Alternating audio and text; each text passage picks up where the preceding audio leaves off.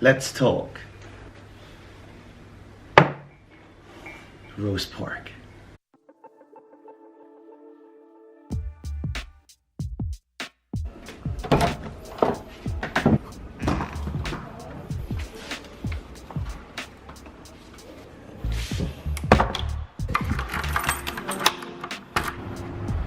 Definitely a bit chilly today, isn't it? Oh, look at that weather.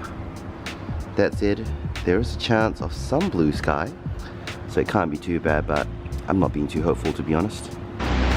This morning it's incredibly cold. I've not made the smartest choice by, you know, choosing to wear these today, but oh well. Little mistakes we make, right? So anyway, so what I'm going to be doing today is I'm going to be making a Chinese roast pork belly tonight, and I'm going to do an actual proper full-on video that you can actually follow by. And it's actually really cool. It's a really simple recipe. Chinese roast pork belly, known by as many synonyms and variants, such as in Mandarin we call it sao rou, in Hokkien, which is one of the Chinese styles, it's xiu ba. In Cantonese, I believe they call it xiu yo. And so there are many different names for Chinese roast pork belly. It's a classic dish. You know, they have it all the time over there. It's usually served over rice with some chili sauce. Really simple.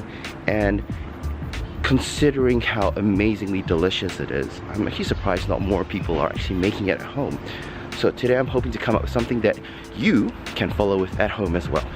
But first, we need to get to the butchers.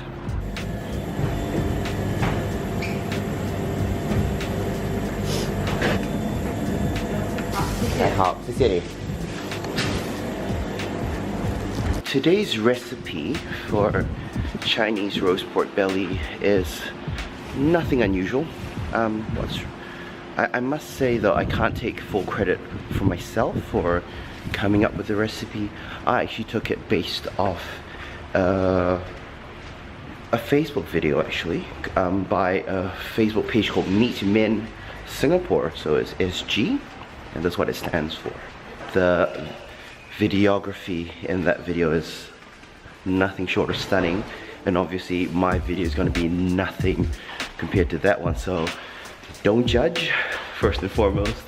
But also, I'm looking forward to making this video for you because I promised people a long time ago that I'm gonna do this, and I've never done it. But again, I'll say at the moment, thanks to a good friend of mine, Jamie, this is for you, and this is how we do Chinese roast pork belly in the Wong household. And before we get everything started, what time is it? 9:15. Let's have a coffee.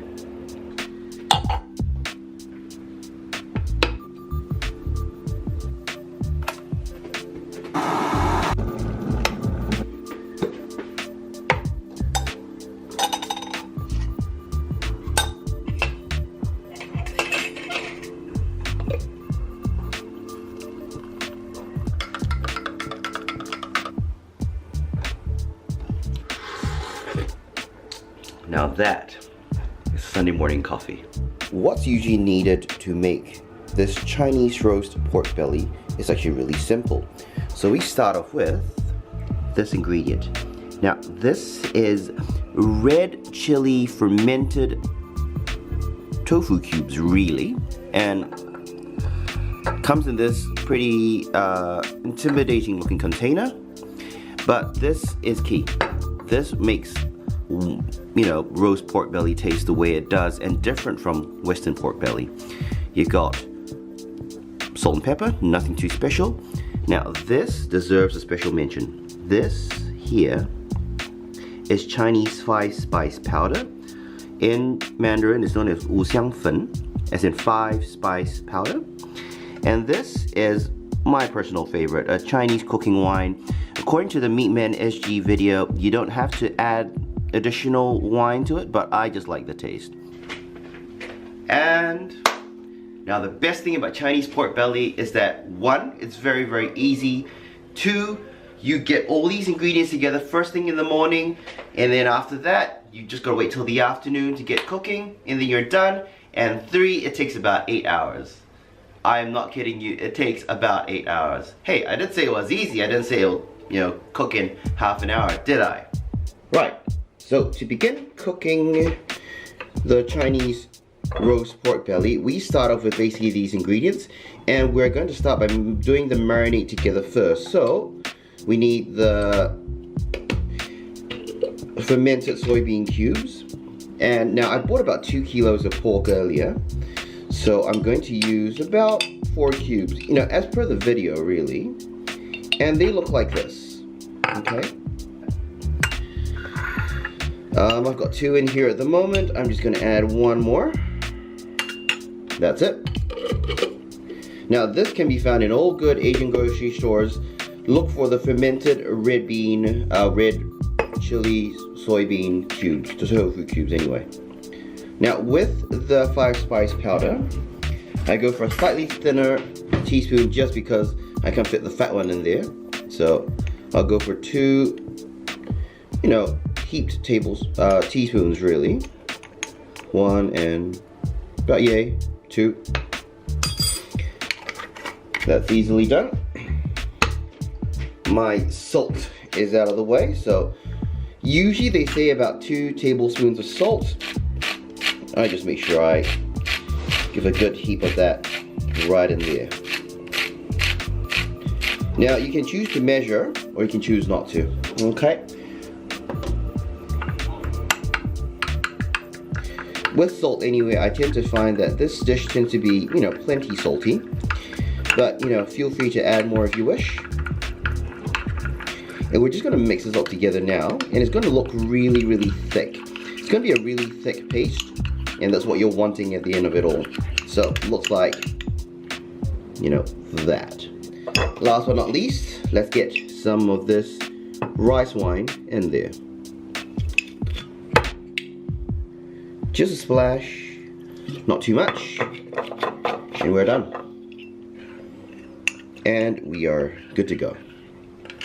So at the moment, this is a little bit more watery than I normally make it. So, yeah, a bit sludgy, but that's okay. We're happy with that for now. And for the star of the show, we have pork belly. So what we want to do with this, because we've got quite a bit here, is that first and foremost, you take it out and you get out of the packing first. And what you want to do first and foremost is keep it skin side up. One of the key instruments to making this dish is this. What is this? Glad you asked. It's basically these.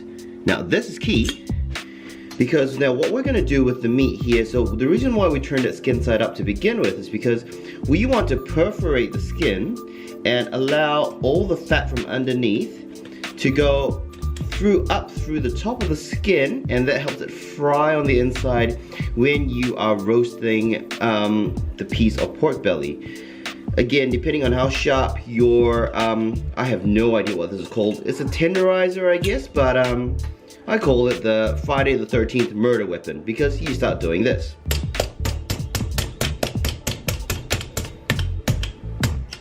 And it's not really working. Let me try again.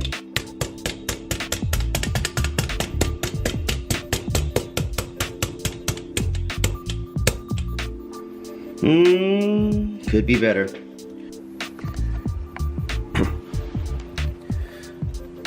So obviously with pork belly, skin can be quite tough and dense, and this is where we want to be able to actually affect some change to the skin. And as you can see at the moment, after me going mad on it, it's barely dented the surface really. So it's still quite, pork skin can be quite thick. So what we want to do is actually end up breaking it down to some degree. Alright, so when this doesn't work, we use this.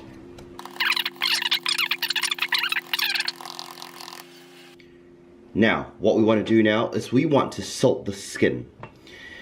The reason why you'll salt the skin is because you get rid of all that moisture on top of the skin and it allows for a super crispy pork belly crackling at the end of it all. So, be very, very generous. You want to get in there and get onto it and rub it in, literally. Get in there, be generous, do not hold back. And again, this is not a dish for someone who's watching their salt intake. You want to be very, very generous with it all. After you've salted the meat, now what you want to do is to marinate the flesh. So flip it upside down. Chopping board's a bit small, to be honest. I'll do this. Now what you want to do is you want to get that marinade from earlier, spoon it over the top. And again, now this is one of those dishes where you actually have to get your hands dirty, so feel free to go in all gung-ho and rub that marinade, and you want to make sure that as much of the meat portion is covered, because that's what's going to provide that amazing flavor that you're going to get in your pork belly later. Once all of that is done, that's going to go into a roasting tray, and then roasting tray, we're going to turn this upside down and let it dry this way. Now this is key because we still want that nice crispy skin up top, and we want to keep that marinade from really soaking in and getting nice and comfortable with the meat bit. So a bit of a tight squeeze in here, but oh well, this will have to do.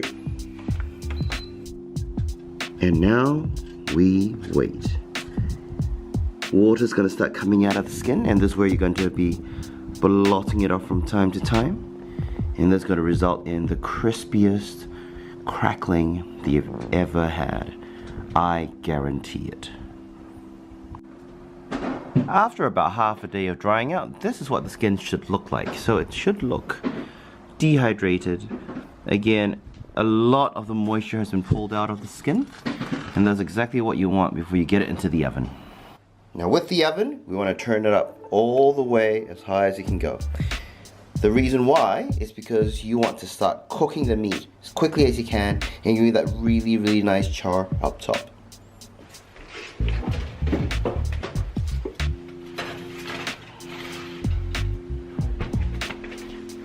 And now we wait.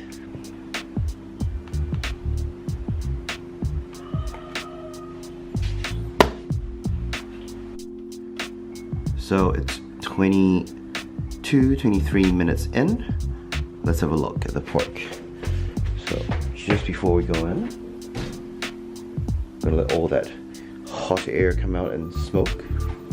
Now, coming in, you'll see seeing these blisters, and these are the blisters that are forming, and that's the beautiful bit of skin that's crisping up and getting all amazing for you. And just while I'm here, turning it down a little bit,